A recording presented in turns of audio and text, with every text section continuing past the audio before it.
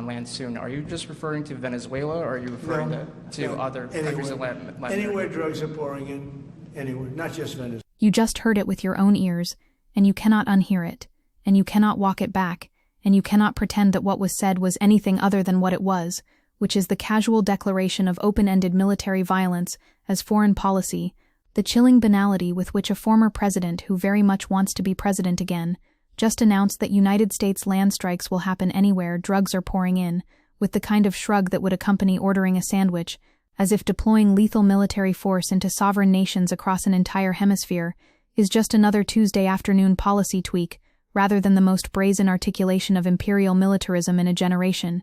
And what you need to understand right now before we go any further is that the U.S. military has killed 104 people in strikes that have destroyed 29 alleged drug boats since September, and at least 104 people have been killed in at least 28 strikes on 29 vessels as of mid-December.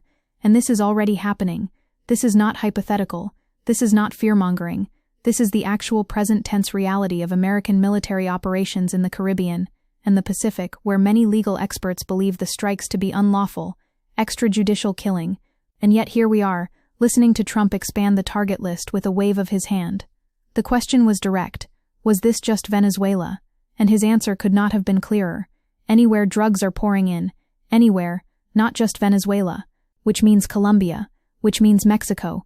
Which means potentially every single nation in Central America and South America that finds itself in the crosshairs of an administration that has already authorized more than 20 lethal strikes on alleged drug trafficking boats in the Caribbean Sea, and has conducted months-long campaign of controversial and fatal military strikes against speedboats in the Caribbean, allegedly trafficking drugs.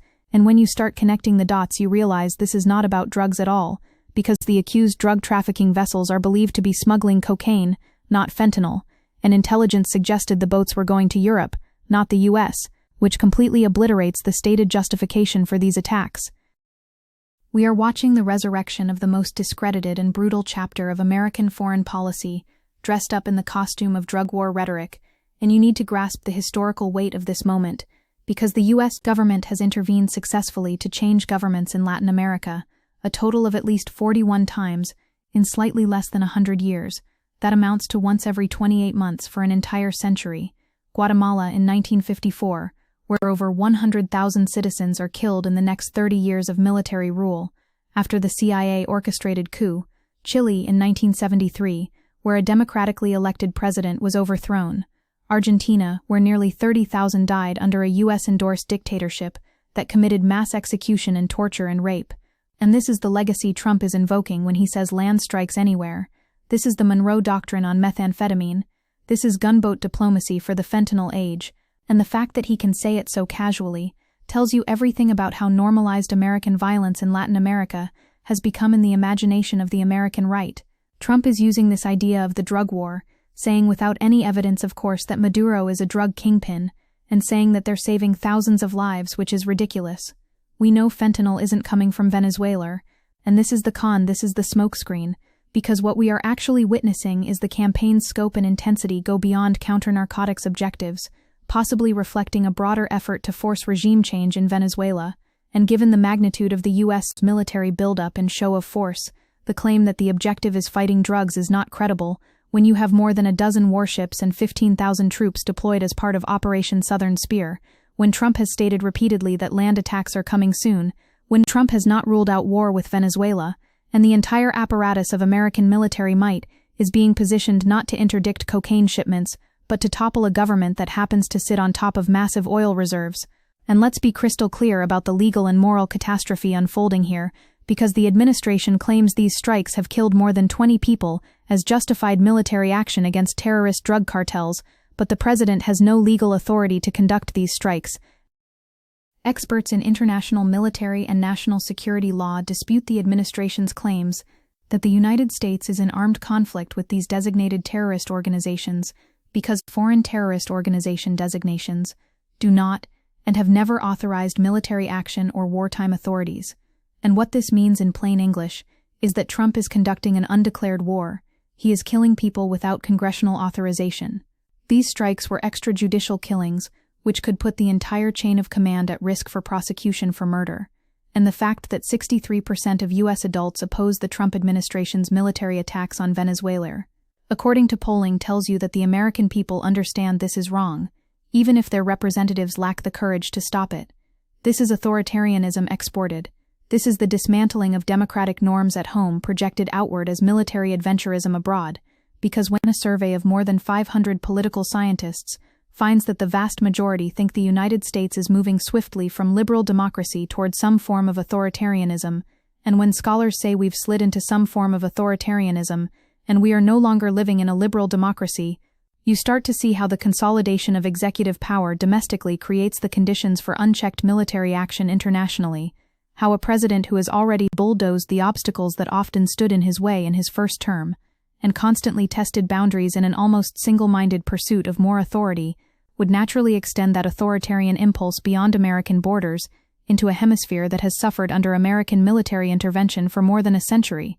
The drug war rhetoric is a Trojan horse, and we have seen this movie before because, starting in the mid-1980s, the Reagan administration had argued that a marriage of convenience had emerged between terrorists and drug traffickers, and narco-terrorism should be considered a shadow war, and in that shadow war assassination was seen as an available option, and now Trump has signed a directive approving the Pentagon's use of military force on foreign soil to target Latin American drug cartels, giving the Pentagon authority to direct military operations at sea and on foreign soil against cartels designated by the Trump administration to be terrorist organizations. And this is the exact same playbook, the exact same legal gymnastics, the exact same manipulation of counter-narcotics language to justify regime change and military intervention, and the installation of friendly governments that will open their markets and their resources to American exploitation. What makes this moment so uniquely dangerous is the brazenness, the fact that Trump can stand there and say anywhere drugs are pouring in, as if the entire map of Latin America is now fair game for American military strikes, as if sovereignty means nothing, as if international law is a suggestion, as if the decades of blowback from American interventionism in the region never happened. And when you have Trump saying that any country producing drugs could face U.S. military strikes while specifically mentioning Colombia, and saying anybody that's doing that and selling it into our country is subject to attack, you are witnessing the articulation of a doctrine that would justify military action against potentially dozens of countries based on the pretext of drug flows that predominantly exist because of American demand for narcotics. This is also about oil. Let's not pretend otherwise, because Trump this week demanded that Venezuela return assets that it seized from U.S. oil companies years ago, justifying anew his announcement of a blockade, and suggesting the Republican administration's moves are at least somewhat motivated by disputes over oil investments, along with accusations of drug trafficking.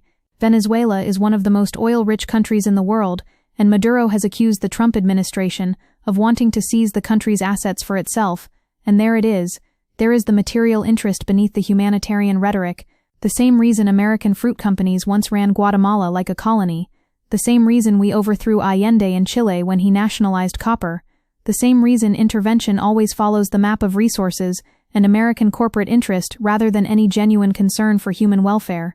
The racism embedded in this policy is suffocating, because these strikes are happening in waters off the coast of nations populated predominantly by black and brown people. The targets are described as coming from Venezuela and Colombia, and Ecuador. The entire framing depends on the racist stereotype of Latin American criminality and chaos requiring American military intervention to restore order, and regional leaders say the attacks have killed mostly fishermen, while Washington has provided no evidence to support its allegations that the vessels attacked were involved in drug trafficking, which means we are asked to simply trust that the people being killed deserve it, that they were narco-terrorists rather than civilians trying to make a living, and this presumption of guilt applied to entire populations is the bedrock of racist drug war ideology. The Trump administration declared war on what it calls narco-terrorists in Latin America, opens an aggressive new chapter in U.S. history, and reignites the war on drugs declared by President Richard Nixon in the 1970s as a decades-long campaign to forcefully stop the flow of drugs into the U.S. and harshly punish traffickers, dealers, and even users, and it has recently been regarded by academics, activists, and policymakers as a failure because drugs remain a major problem, and their flow into the U.S. has not stopped, and the recent trend was away from harsh penalties that predominantly impacted black and brown people, and toward treatment and education. But now, the Trump administration is amplifying a war on drugs playbook, declaring cartels as narco-terrorists, citing drugs as the main reason to target a leftist government in Venezuela, and tasking the U.S. military with blowing alleged drug boats out of the water. And here is what should terrify you about where this leads, because the U.S. military's overwhelming capacities would allow it to disrupt the activities of a specific criminal group, destroy complexes of drug labs and capture kingpins, but that achieves little toward the larger goal of doing away with organized crime, since new often more violent criminal groups spring up to fill vacuums left after top leaders are killed or captured, which means this policy is designed to fail, designed to create the conditions for perpetual intervention, designed to justify an ever-expanding American military presence in Latin America under the guise of fighting an unwinnable drug war, and if carried out in other nations' territories without their government's consent, it would be considered a breach of the peace or an act of aggression under the UN Charter, or an armed attack under the Inter-American Treaty of Reciprocal Assistance, and in Latin America and the Caribbean, where sensitivities about U.S. military intervention are strong and cut across the political spectrum, few would find claims of self-defense convincing, and relations could be set back for many years. The domestic implications cannot be separated from the foreign policy, because when Trump says he can order strikes anywhere based on his determination that drugs are flowing, when he claims the authority to designate illicit fentanyl as weapons of mass destruction, and direct the Secretary of War and Attorney General to determine whether the Department of War should provide enhanced national security resources during an emergency situation involving a weapon of mass destruction, when he is borrowing fears of weapons of mass destruction, applying it to drugs Americans buy illegally, rather than devices or chemicals intentionally used against soldiers or civilian, you start to see how the War on Terror's legal architecture is being retrofitted for the war on drugs, which will inevitably be turned inward against American communities of color, just as it is being deployed outward against Latin American nations. We are at an inflection point where American democracy is being stress-tested by an aspiring autocrat who has learned from his first term that institutions can be captured and norms can be shattered, and power can be consolidated if you move fast enough and brazen enough, and what you are hearing in this clip is the sound of that consolidation extending beyond American borders, the sound of executive power unchained from congressional oversight, the sound of a president who believes he can order military strikes anywhere he wants based on whatever pretext he chooses, and Trump told reporters that he didn't plan to ask Congress for authority or declare war against the cartels, and instead he declared bluntly, "We're just going to kill people," and that is the authoritarian logic laid bare. The belief that the president's will is sufficient justification for lethal force, that democratic deliberation is an obstacle to be bypassed rather than a requirement to be respected. This is not normal. This should never become normal. This is the kind of statement that in a functioning democracy would trigger immediate congressional hearings and demands for accountability and a national conversation about the limits of executive power, but instead we are so numbed by the constant assault on norms that a former president can casually announce an open-ended military campaign across an entire hemisphere, and it barely registers as a scandal, and that normalization is itself a form of democratic backsliding, because when extrajudicial killings and undeclared wars become just another day in American politics, we have already lost something essential about what it means to live in a republic governed by law rather than by the whims of a strongman. The people who will die from these land strikes have names and families and lives. They live in countries that have already endured decades of American-backed coups and dictatorships and structural adjustment programs that gutted their economies.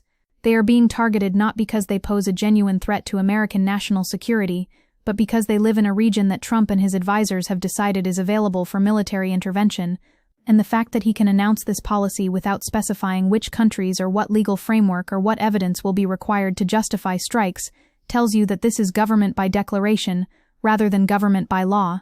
This is imperialism announcing itself with a smirk. Every progressive who cares about peace and justice and international law and the sovereignty of nations and the lives of people in the global South needs to understand that what Trump just said represents an existential threat not only to Latin America, but to the entire post-World War II international order that was built on the principle that wars of aggression are illegal, that might does not make right, that powerful nations cannot simply invade weaker ones whenever they choose. Washington's deployment of military assets to the region has sparked concerns of a possible war, recalling a long history of military interventions across Latin America by successive U.S. governments, often motivated by fear of hostile powers close to U.S. borders, and we are watching that history repeat itself in real time, with the same justifications and the same disregard for the consequences. This is the fight. This is the moment. This is when we either rise up and say no to military adventurism and executive overreach and racist drug war policies, or we watch silently as American bombs fall on Latin American soil and another generation learns to hate the United States for very good reasons, and the choice could not be clearer. You either stand with international law and democratic accountability, and the principle that no president has the right to wage war without authorization, or you accept that we live in an empire where the emperor's word is law, and anyone anywhere can be killed if they are designated as an enemy. And there is no middle ground here. There is no both sides. There is only the question of whether you will speak up before the land strikes begin, or stay silent and become complicit in the violence to come.